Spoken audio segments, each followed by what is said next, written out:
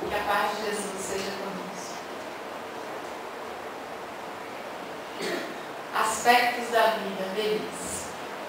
Como Noélia colocou ao início da reunião, amanhã, 27 de setembro,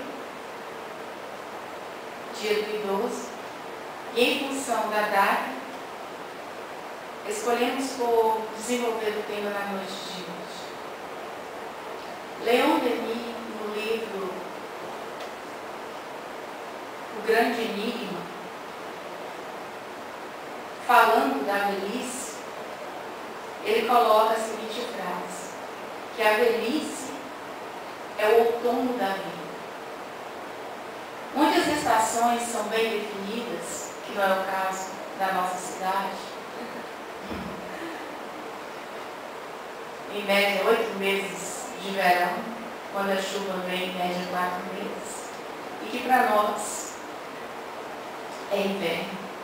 Sertanejo, agradecido a Deus, chama de inverno. Mas onde as estações são bem definidas, mais ao sul do nosso país, o outono é a estação dos frutos maduros. É a época da colheita, da fartura. Assim, para Leon Denis, a velhice é esse momento, o fruto maduro. Joana de Ângeles, falando da juventude, no livro Vida, Desafios e Soluções, ela coloca que a juventude não é um estado fisiológico, mas é muito mais a condição que o ser pode desenvolver em si de buscar amar, servir, aprender, experimentar. Independe da condição física, muito mais do espírito. E é certo que todos nós que estamos a envelhecer, a cada minuto isso se processa em nós, por um processo natural da vida, há um desejo muito grande pela busca da juventude. Se tivéssemos uma fórmula, talvez iríamos usar a fórmula da eterna juventude, para que tudo permanecesse quanto jovens, o vigor, as ideias, a altivez, tudo que o jovem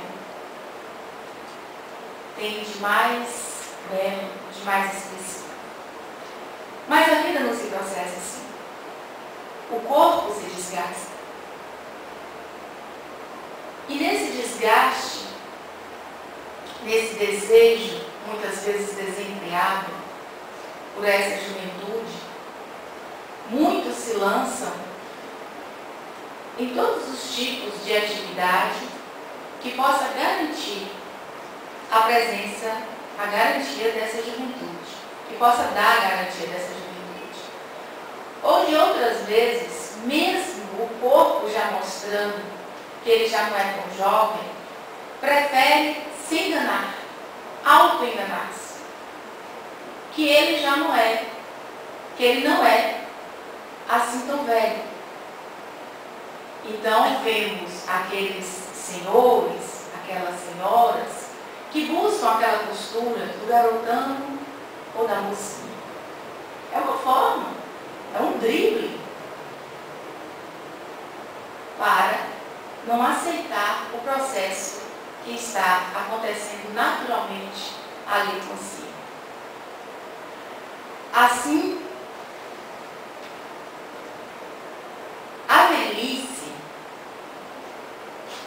numa análise do que vem a ser a representação da velhice para o homem, a consideramos como a representação da experiência e da sabedoria. Idealizamos assim, mas nem sempre a gente sabe que ela se dá dessa forma. Porque como em cada fase da existência, a evolução do ser vai ali se apresentar, vai estar atrelada. Então, na velhice não vai ser diferente. Quando falamos a palavra velhice, existem pessoas que a detestam, que não quer que se toque no assunto ou que se use essa palavra, tendo-a como uma palavra ofensiva, e prefere que seja usado o idoso, o ancião, o da terceira idade. Não gostam que seja pronunciada essa palavra. Chegam até a arrepiar quando se coloca o estudo, o entendimento, uma conversação a respeito desse tema. E a Leon Denis, que também, ainda no livro O Grande Enigma, que ele coloca que as pessoas que assim rejeitam a ideia da velhice, da pronúncia dessa palavra, é justamente porque veem na velhice tudo de negativo. Amargura, solidão, doença, morte. Só coisa ruim. Então, pela ideia que se tem, rejeita-se tratar do assunto. Dessa maneira, a velhice, no seu aspecto mais positivo, ela tem um caráter de desmaterialização.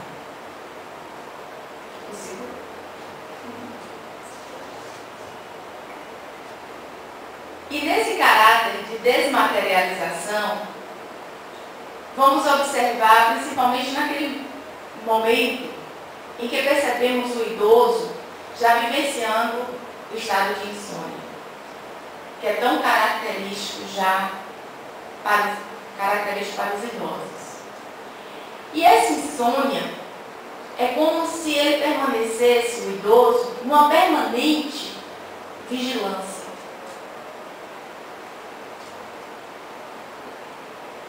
Já mostrando também por aqueles estados de ausência, uma ausência prolongada, de contemplação profunda, mostrando já uma visualização que o ser nessa condição passa a ter da vida espiritual. E que muitas vezes entendemos como um desgaste mental, uma deficiência na mente. Esses momentos em que percebemos o idoso assim, contemplativo, como que ausente. E na verdade, a doutrina espírita vem nos esclarecer que na verdade eles estão já experimentando, contemplando o mundo espiritual na sua intimidade. Pedro, apóstolo de Jesus, percebendo o entusiasmo dos jovens quando ele estava no trabalho ao Cristo, e percebendo o vigor dos jovens, ele se sentiu, junto deles, incapaz para o trabalho. E o desânimo veio forte. Então ele se dirigiu ao Cristo, falando das suas dificuldades. Como trabalhar com jovens tão cheios de disposição, enquanto ele, já ali, um velho, sem capacidade para produzir. E Jesus começa a esclarecer, dizendo assim, que a infância na vida da pessoa é como as primeiras ramagens de uma planta. A juventude é o momento em que a planta vem florescer. E a velhice, como colocou Leon Denis, é justamente o momento em que a planta passa a dar os frutos. E que os frutos só serão de boa qualidade dependendo das primeiras ramas e das flores que produzir. O fruto, ele guarda a semente. E quando Jesus fala das 3 etapas da vida, infância, juventude, a velhice, idade madura, velhice, ele vem justamente colocar a importância que cada fase tem na nossa existência. E quando ele fala do fruto, em outras palavras, vamos entender que o fruto, dirigindo-se a Pedro, o fruto guarda a semente, experiência. A semente podemos traduzir como uma experiência que está guardada naquele fruto maduro e que vai servir para os que vêm depois. E é onde Jesus complementa dizendo que os moços de amanhã, ainda se dirigindo a Pedro, que os moços de amanhã nada conseguirão realizar sem os esforços dos que vieram primeiro, dos mais experientes. Lembrando-nos da importância das pessoas que estão envelhecendo e que fazem parte da nossa vida, dos grupos aos quais pertencemos. Os esforços, os exemplos, os conselhos, na hora da experiência mais difícil, irá germinar em nós esse conselho que foi dado, esse exemplo que foi passado, o esforço que foi demonstrado. Nessa hora germina a semente. E então nos servirá de orientação, tornando o nosso caminho muito mais fácil, certamente. Graças a esses que vieram primeiro e que hoje estão envelhecendo. E que, infelizmente, muitos de nós não sabemos valorizar. Observamos na sociedade atual, por uma falta de orientação, uma expressão muito popular, que quando alguém põe rugas no rosto, ela perde o seu valor. Ela perde o respeito, é desconsiderada. Infelizmente, a sociedade que está se formando hoje, muitos pensam assim, por falta de orientação.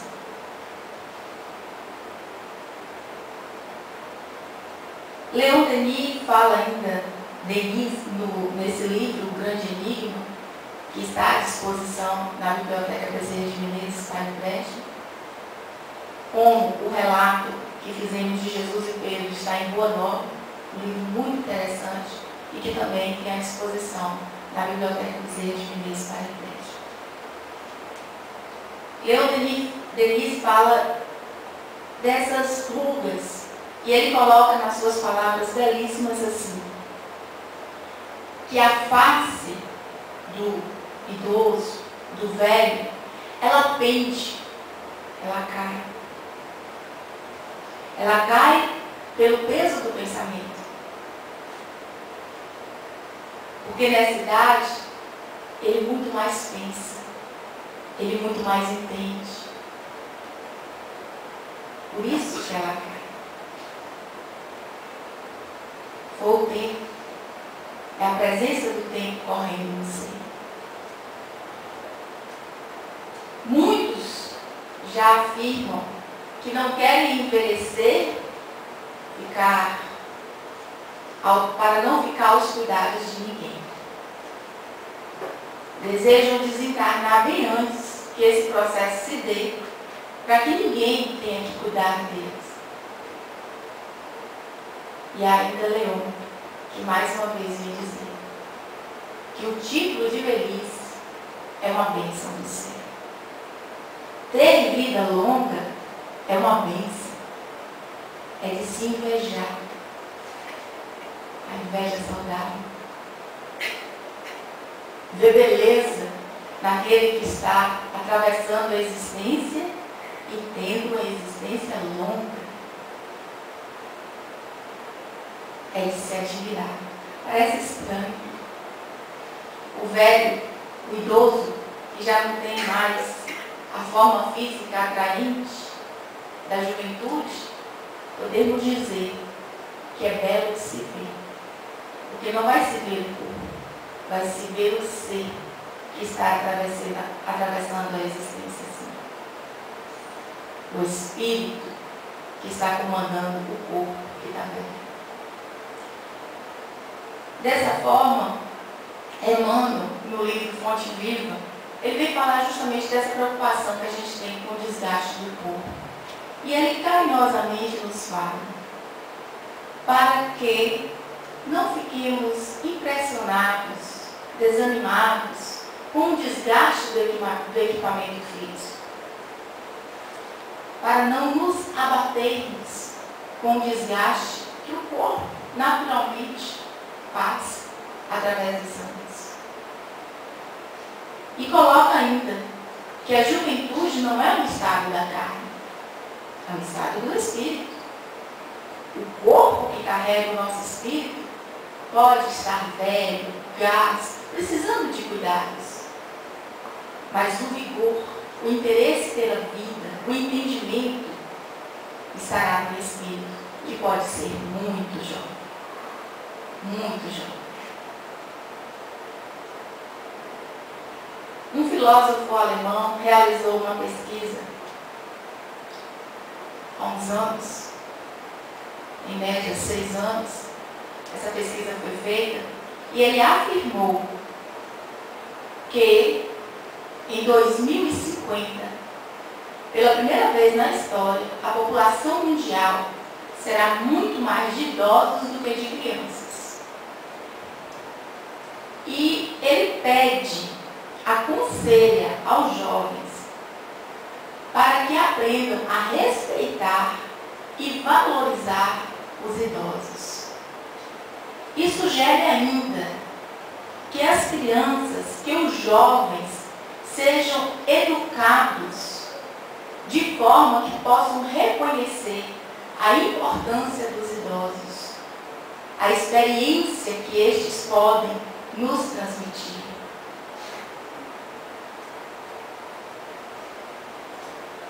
O número de idosos que estão relegados aos asilos ou ao quartinho do fundo da casa, sendo tratados como pessoas que têm uma doença contagiosa, que vai causar um mal-estar, que vai incomodar, a cada dia cresce, principalmente com a vida moderna. Os filhos alegam não ter condições de cuidar dos seus pais, pela necessidade do trabalho cada vez mais urgente e que requer mais tempo de nossa parte. Então os pais passam a ser cuidados, os pais já idosos, os tios, os avós, por outros. Essa colocação do quartinho do fundo, ela é reforçada no Evangelho segundo o Espiritismo, fazendo-nos um alerta quanto a essa forma de ingratidão para com essas pessoas que dedicaram a sua vida muitas vezes a nós, que se desgastaram mais rápido, portanto se dedicaram a nós que hoje estamos velhos, fortes, saudáveis, ativos, graças a eles que se ocuparam conosco. O número de idosos que morrem a cada dia por maus tratos também é grande. Se fala muito das crianças que morrem por maus tratos, mas os idosos também. As pesquisas mostram que é crescente o número. E esses maus tratos não está só na agressão física que os jornais estão a lançar todos os dias,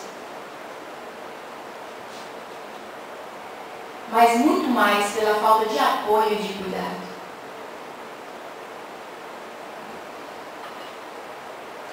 E se não educarmos os nossos jovens, as nossas crianças, para essa consciência da importância de se respeitar, de se valorizar os idosos, nós, enquanto seus responsáveis, já estamos condenados ao abandono.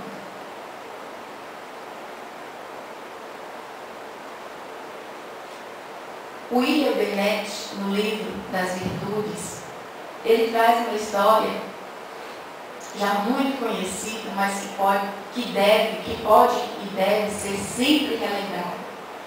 Quando ele vem contar do idoso, do velhinho, que morava com seu filho, nora e neto. E sempre que se reuniam para as refeições, lá estava aquele velhinho sentado à mesa, com dificuldade para se alimentar. E ele deixava cair comida pelos cantos da boca, sujava a mesa, pela dificuldade em dirigir a colher à boca. E isso causava nojo nos que estavam sentados ali à mesa. Então, a sua nora resolveu que a partir daquele dia ele não iria mais comer sentado à mesa com todos. Ele iria ficar no cantinho, sentado ao lado do fogão.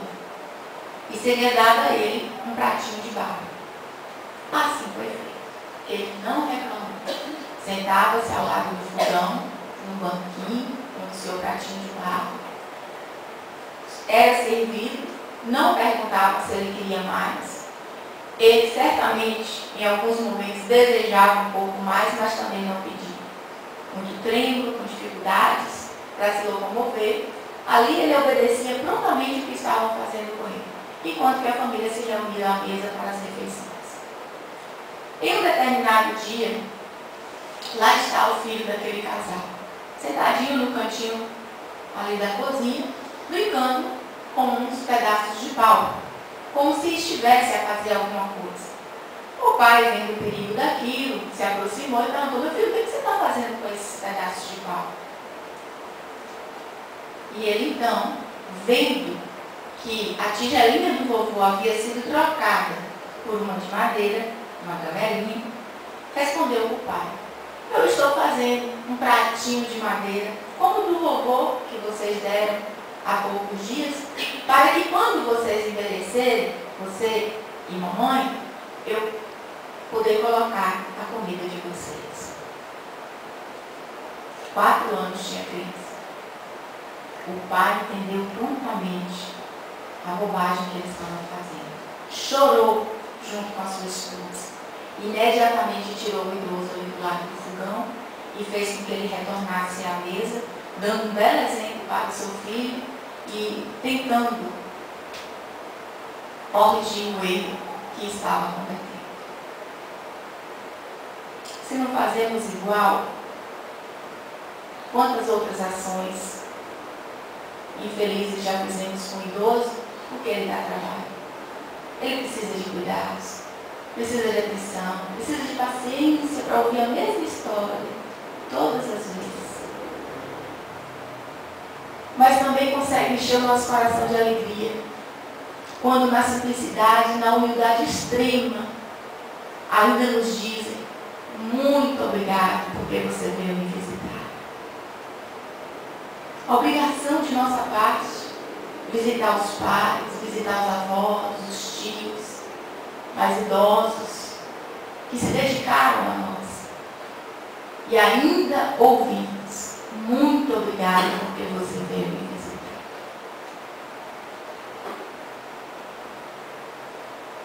Para uma velhice saudável e serena, é necessária uma construção de uma vida toda. Ela não vai se dar num passe, como um milagre. É a construção de uma vida. É estar disposto a viver a vida como ela é. A enfrentar todos os desafios até o fim. A ter vontade de aprender. Sempre. De experimentar. De se lançar em novas situações que nos ajudem a crescer. Que promova o bem-estar em nós. É cultivar alegria. É ter esperança. É esperar sempre o melhor. É buscar a fé. A crença na imortalidade da alma. E assim nos entregarmos a Deus. E viver plenamente a vida, produzindo sempre dentro das nossas possibilidades. E daí, o que vai envelhecer é o nosso corpo, E vamos buscar os cuidados que forem necessários para uma vida saudável, para uma vida longa, mas muito mais.